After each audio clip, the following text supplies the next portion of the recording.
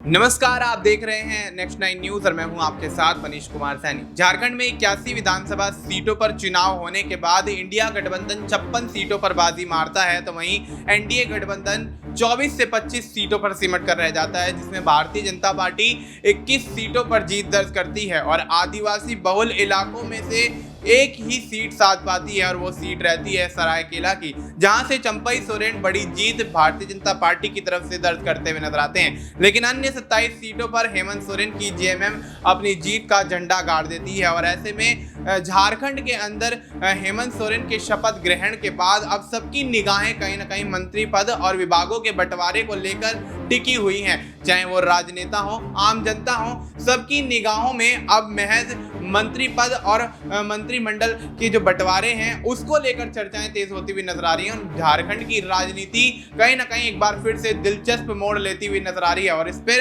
कहीं ना कहीं सियासत जिस तरह से गरमा रही है, वहीं विपक्ष के नेता की अगर बात करें तो भारतीय जनता पार्टी विपक्ष का नेता कैसे चुनेगी, इस पर भी संशय लगातार बरकरार है। सीता सोरेन और चंपई सोरेन की जो भारतीय जनता पार्टी में आने के बाद जो उनका कद घटा है या उनकी जो तवज्जो कम हुई है, उसको लेकर भी झारखंड की राजनीति में कई सियासी सवाल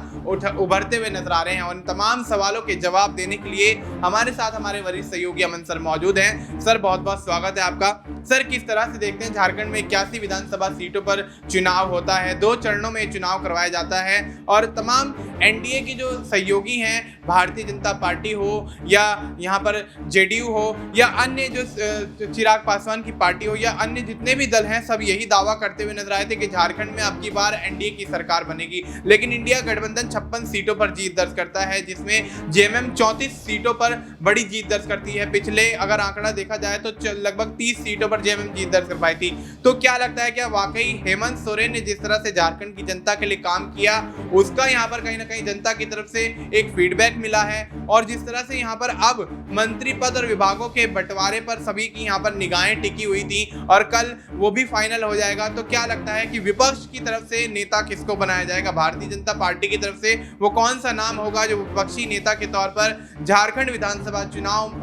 विधानसभा के अंदर हेमंत सोरेन के खिलाफ ताल ठोकता हुआ दिखाई देगा? देखिए, बिल्कुल जाहिर बात है, चंपई सोरेन को लेकर बिल्कुल आपने सही कहा कि एक उम्मीद की किरण यहाँ पर बंधी थी कि उनको एक बड़ा पद या बड़ी जिम्मेदारी मिलती हुई दिखाई पड़ेगी। लेकिन जिस तरह से बीजेपी के नेता अब चंपई सोरेन के साथ में अपनी कन्नी काटते हुए दिखाई दे रहे हैं, अपना कह सकते हैं बचाव करते हुए नजर आते हैं, उससे ये साफ दिखाई पड़ता है कि यहाँ से चंपई सोरेन को कोई बड़ा पद शायद मिलना बहुत मुश्किल है। और जिस तरह से चंपई सोरेन इस उम्मीद के साथ में बीजेपी में शामिल हुए थे कि यहाँ से अगर वो बीजेपी में जाएंगे तो एक बड़ा रुतबा, बड़ा पद और बड़ा कद उनका होता हुआ दिखाई होगा, लेकिन वो सब चीज़ें कहीं ना कहीं धराशायी होती हुई दिखाई पड़ी, क्योंकि जो आदिवासी सीटें थी, खासकर बीजेपी चंपई सोरेन को इस उम्मीद से उन्होंने शामिल किया था कि भाई चंपई सोरेन आएंगे तो एक बड़ा जो आदिवासी कह सकते हैं वोट बैंक है वो उनकी तरफ आता हुआ दिखाई पड़ेगा। लेकिन हैरानी की बात ये हुई कि चंपई सोरेन महज अपनी सीट यानी सरायकेला की सीट बचा पाए, उसके अलावा 28 में से 27 सीटें बीजेपी को गंवानी पड़ी और जेएमएम के खाते में सारी की सारी सीटें चली गई। तो कुल मिलाकर आप देखिए कि जो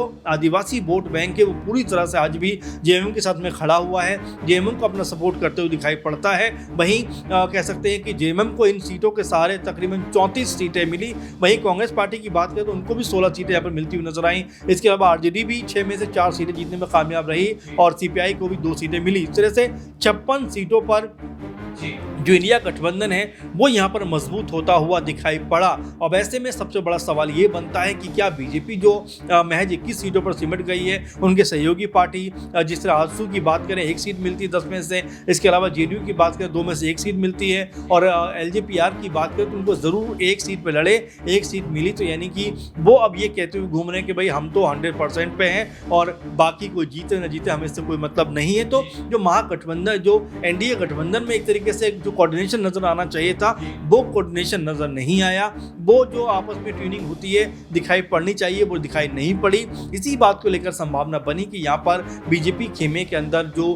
गठजोड़ है वो गठजोड़ मजबूत नहीं है, क्योंकि चंपई सोरेन के आने के बाद भी अगर बीजेपी की स्थिति में बदलाव नहीं हुआ तो फिर चंपई सोरेन को लेकर बीजेपी के अंदर एक ऐसा माहौल बन रहा है जिसमें अलग थलग पड़ते हुए चंपई सोरेन नजर आ रहे हैं। आप पद की बात कर रहे हैं, उनको अपना यहाँ पर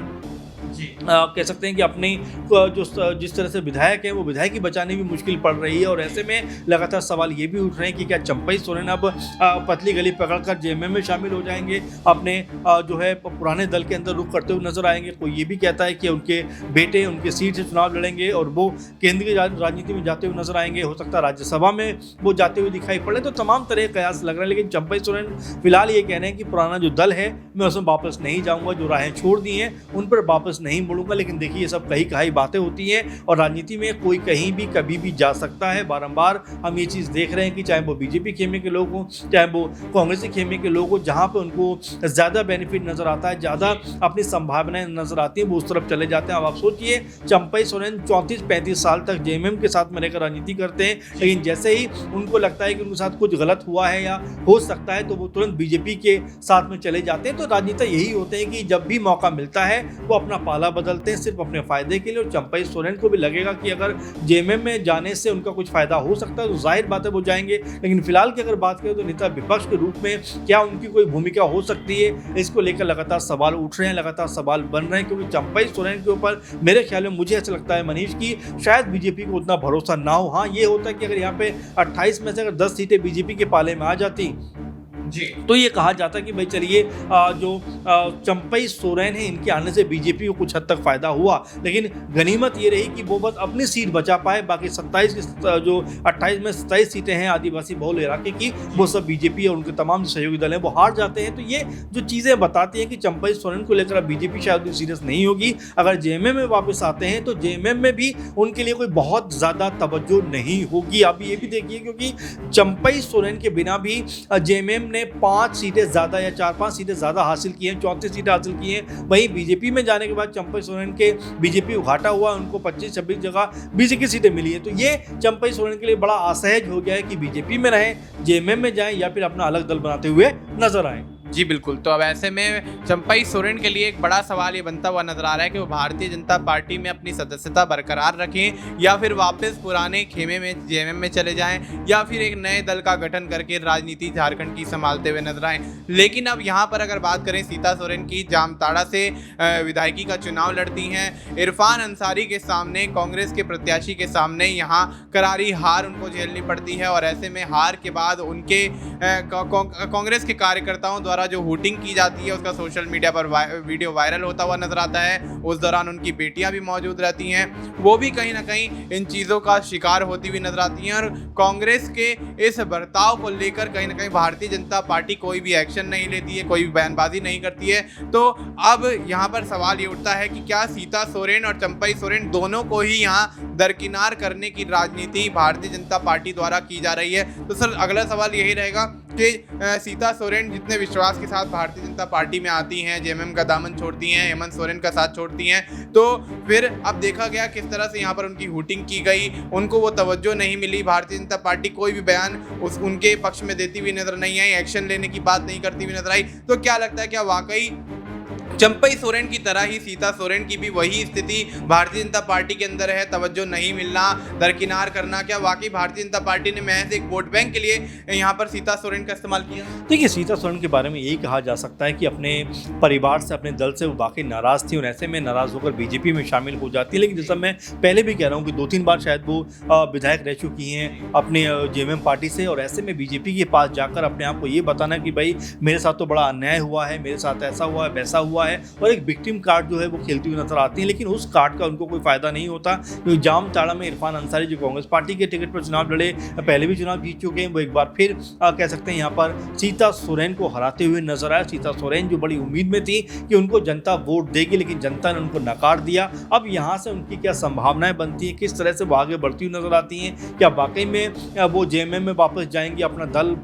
या लेकर आगे बढ़ेंगी, इस तरह की लगातार संभावनाएं जो बनती हुई नजर आती है। लेकिन बीजेपी के अंदर सीता सोरेन को लेकर क्या कोई बड़ी भूमिका बनेगी या बनती हुई नजर आ सकती है, इसको लेकर मुझे ऐसा लगता है कि बीजेपी भी तैयार नहीं होगी, क्योंकि सीता सोरेन के आने से बीजेपी को कोई भी कह सकते हैं फायदा नहीं हुआ, या ये भी कहा जा सकता है लेश मात्र भी फायदा नहीं हुआ, क्योंकि चंपई सोरेन तो अपनी सीट बचा ले गए लेकिन सीता सोरेन तो अपनी सीट भी नहीं बचा पाई। तो ऐसे में ये स्पष्ट है कि बीजेपी को दिख रहा है कि जो सीता सोरेन है भले ही वो अपने परिवार से नाराज होकर, जेएमएम से नाराज होकर बीजेपी खेमे में शामिल हुई है, लेकिन बीजेपी खेमे को उनके आने का जरा भी फायदा नहीं हुआ। बीजेपी खेमा बल्कि और कमजोर होता हुआ दिखाई पड़ा, क्योंकि जो बीजेपी खेमा कह सकते हैं मिला जुला कर 30 के आसपास दिखाई देता था, वो अचानक सिमट कर अब 22-23 पे 23-24 पे आकर रुक गया है। तो ये कहीं ना कहीं प्रॉब्लम की जड़ बीजेपी के लिए बनती चली जा रही है कि किस तरह से इन दोनों जो बड़े नेता शामिल कराए थे बड़ी उम्मीद के साथ में कि भाई अगर वो साथ रहेंगे तो कहीं ना कहीं बीजेपी की जो मझधार में नाव है उसको पार लगाते हुए दिखाई पड़ेंगे, लेकिन यहाँ पर तो नाव कह सकते हैं पार लगने के बजाय डूबती हुई दिखाई पड़ी, क्योंकि 21 सीटों पर सिमटने का मतलब है कि अब तो सरकार बनाने की उम्मीद भी बीजेपी छोड़ रही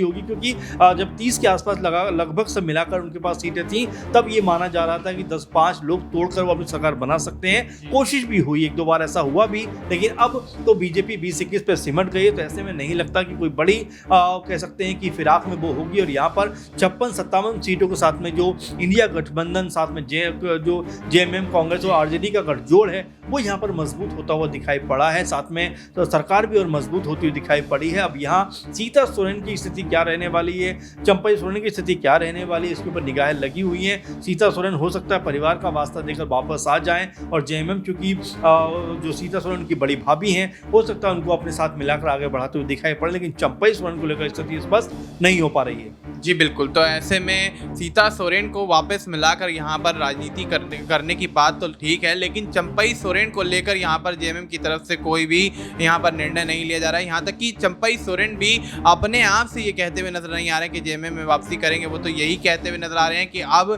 जेएमएम छोड़ दी तो मतलब छोड़ दिया और भारतीय जनता पार्टी के साथ ही रहेंगे। लेकिन देखना यही होगा कि अब जब मंत्री पदों का बंटवारा कल हो जाएगा, विभागों का बंटवारा जब हो जाएगा, तब क्या चंपई सोरेन और सीता सोरेन का मन बदलेगा? क्या वो एक बार फिर से परिवार की तरफ, अपने पुराने दल की तरफ वापस रुख करते हुए नजर आएंगे, या फिर भारतीय जनता पार्टी में ही रहकर अपनी राजनीति को आगे बढ़ाते हुए दिखाई देंगे? फिलहाल आपको इस मुद्दे पर क्या कुछ लगता है? आप अपनी राय हमें कमेंट करके बता सकते हैं। बाकी देश और दुनिया से जुड़ी तमाम जानकारी के लिए आप देखते रहिए नेक्स्ट 9 न्यूज़।